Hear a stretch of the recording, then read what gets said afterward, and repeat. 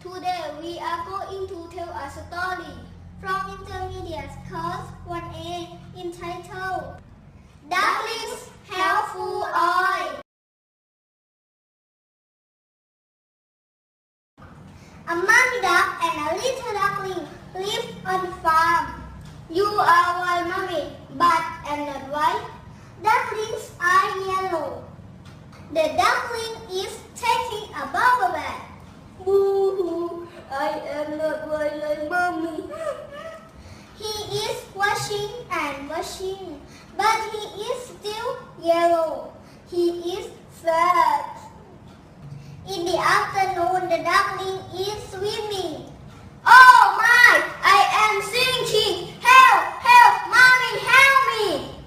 The duckling is shouting. Are you okay? I like why not yellow. Duck need oil. No taking a bubble bath. Okay? The duckling is nodding at the house.